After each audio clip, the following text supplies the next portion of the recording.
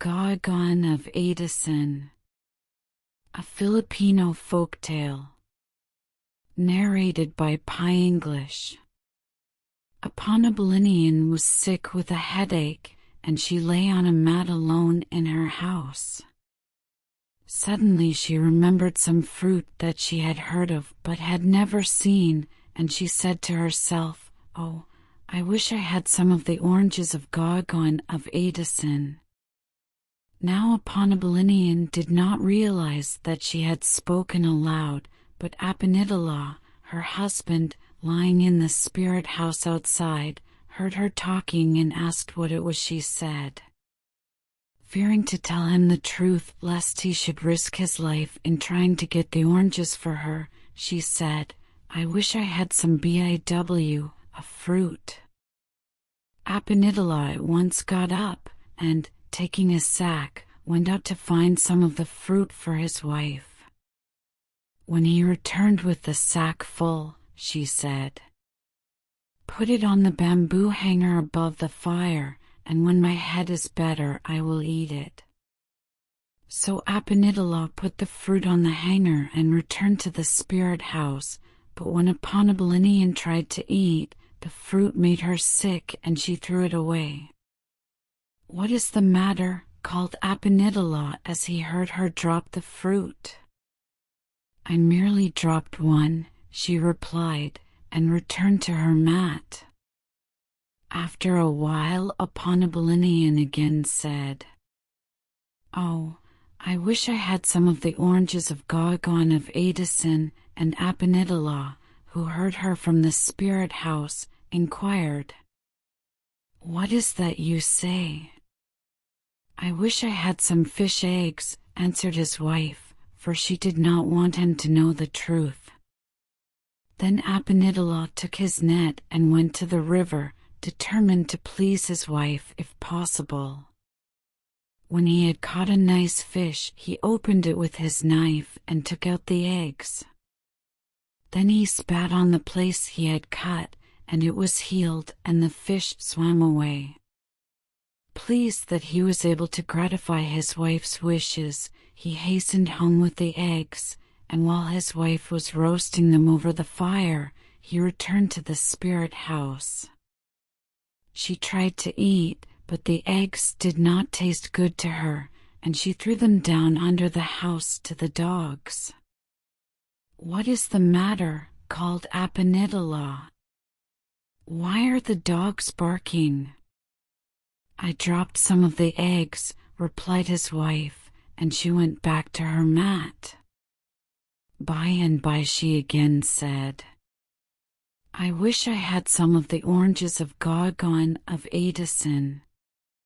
But when her husband asked what she wished, she replied, "I want a deer's liver to eat." So Apanidala took his dogs to the mountains, where they hunted until they caught a deer, and when he had cut out its liver he spat on the wound, and it was healed so that the deer ran away. But a Panabilinian could not eat the liver any more than she could the fruit or the fish eggs, and when Apanidala heard the dogs barking, he knew that she had thrown it away. Then he grew suspicious and, changing himself into a centipede, hid in a crack in the floor. And when his wife again wished for some of the oranges, he overheard her. "Why did you not tell me the truth, a Panabilinian?" he asked. "Because," she replied, "no one who has gone to Adasen has ever come back, and I did not want you to risk your life." Nevertheless, Apanidala determined to go for the oranges, and he commanded his wife to bring him rice straw. After he had burned it, he put the ashes in the water with which he washed his hair. Then she brought coconut oil and rubbed his hair, and fetched a dark clout, a fancy belt, and a headband, and she baked cakes for him to take on the journey. Apanidala cut a vine which he planted by the stove, and told his wife that if the leaves wilted she would know that he was dead. Then he took his spear and head axe and started on the long journey. When Apenidala arrived at the well of a giantess, all the betel nut trees bowed. Then the giantess shouted, and all the world trembled. How strange, thought Apenidala, that all the world shakes when that woman shouts. But he continued on his way without stopping. As he passed the place of the old woman, Alakotan, she sent out her little dog and it bit his leg. "Do not proceed," said the old woman, "for ill luck awaits you. If you go on, you will never return to your home." But Apenidala paid no attention to the old woman, and by he came to the home of the lightning. "Where are you going?" asked the lightning. "I am going to get some oranges of Gawigawen of Adasen," replied Apenidala. "Go stand on that high rock, that I may see what your sign is," commanded the lightning. So he stood on the high rock, but when the lightning flashed, Apenidala dodged. "Do not go," said the lightning, "for you have a bad sign, and you will never come back." Still Apenidala did not heed. Soon he arrived at the place of Silit, Loud Thunder, who also asked him, "Where are you going, Apenidala?" "I am going to get oranges of Gawigawen of Adasen," he replied. Then the thunder commanded, "Stand on that high stone so that I can see if you have a good sign." He stood on the high stone, and when the thunder made a loud noise, he jumped. Whereupon Silit also advised him not to go on. In spite of all the warnings, Apenidala continued his journey, and upon coming to the ocean he used magical power, so that when he stepped on his head axe it sailed away, carrying him far across the sea to the other side. Then after a short walk he came to a spring where women were dipping water, and he asked what spring it was. "This is the spring of Gawigawen of Adasen," replied the women. "And who are you that you dare come here?" Without replying he went on toward the town, but he found that he could not go inside, for it was surrounded by a bank which reached almost to the sky. While he stood with bowed head pondering what he should do, the chief of the spiders came up and asked why he was so sorrowful. "I am sad," answered Apenidala, "because I cannot climb up this bank." Then the spider went to the top and spun a thread, and upon this Apenidala climbed up into town. Now Gawigawen was asleep in his spirit house, and when he awoke and saw Apenidala sitting near, he was surprised and ran toward his house to get his spear and head axe, but Apenidala called to him, saying, "Good morning, cousin Gawigawen. Do not be angry, I only came to buy some of your oranges for my wife." Then Gawigawen took him to the house and brought a whole carabao for him to eat, and he said, "If you cannot eat all the carabao, you cannot have the oranges for your wife." Apenidala grew very sorrowful, for he knew that he could not eat all the meat, but just at that moment the chief of the ants and flies came to him and inquired what was the trouble. As soon as he was told, the chief called all the ants and flies, and they ate the whole carabao. Apenidala, greatly relieved, went then to Gawigawen and said, "I have finished eating the food which you gave me." Gawigawen was greatly surprised at this, and, leading the way to the place where the oranges grew, he told Apenidala to climb the tree and get all he wanted.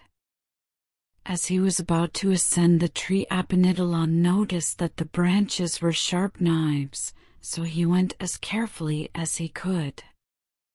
Nevertheless, when he had secured 2 oranges, he stepped on one of the knives and was cut. He quickly fastened the fruit to his spear, and immediately it flew away straight to his town and into his house. A Ponabulinian was just going down the bamboo ladder out of the house, and hearing something drop on the floor, she went back to look and found the oranges from Adasen. She eagerly ate the fruit, rejoicing that her husband had been able to reach the place where they grew. Then she thought to look at the vine, whose leaves were wilted, and she knew that her husband was dead. Soon after this a son was born to a Ponabulinian, and she called his name Keneg. He grew rapidly, becoming a strong lad, and he was the bravest of all his companions. One day while Keneg was playing out in the yard, he spun his top and it struck the garbage pot of an old woman, who became very angry and cried, "If you were a brave boy, you would get your father whom Gawigawen killed." Keneg ran to the house crying and asked his mother what the old woman meant, for he had never heard the story of his father's death.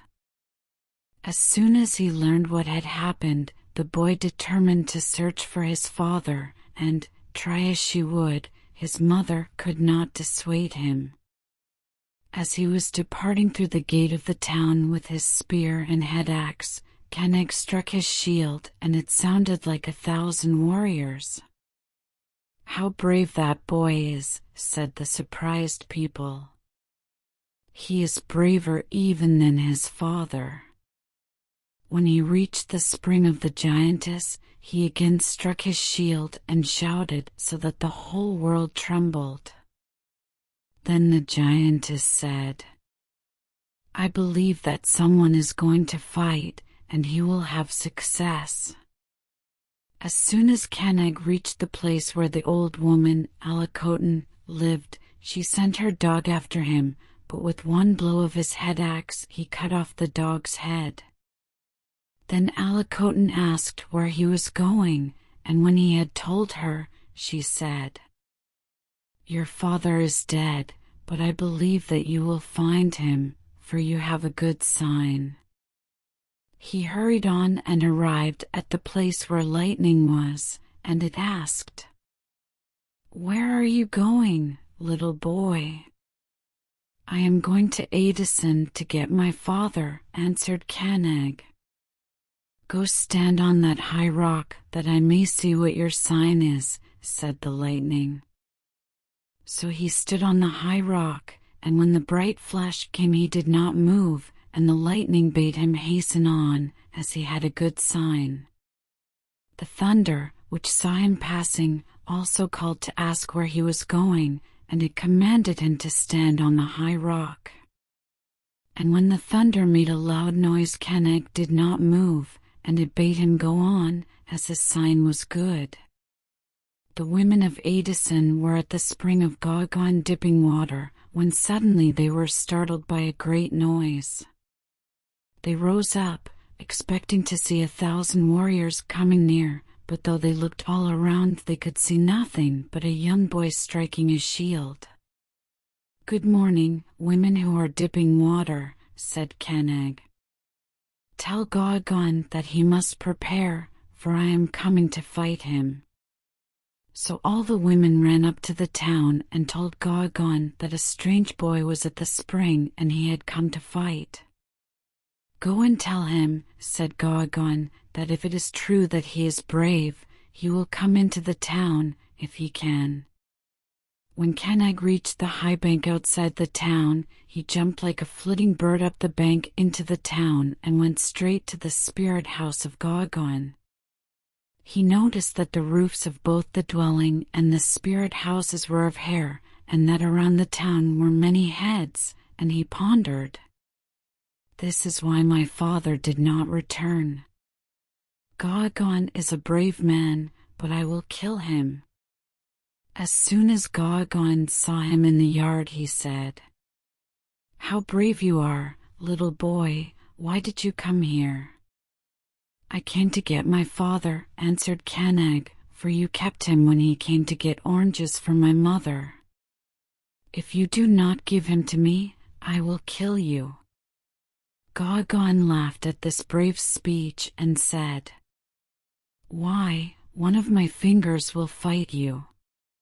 You shall never go back to your town, but you shall stay here and be like your father. We shall see, said Canag. Bring your arms and let us fight here in the yard. Gawigawen was beside himself with rage at this bold speech, and he brought his spear and his head axe, which was as big as half the sky. Canag would not throw first, for he wanted to prove himself brave, so Gawigawen took aim and threw his head axe at the boy. Now Canag used magical power, so that he became an ant and was not hit by the weapon.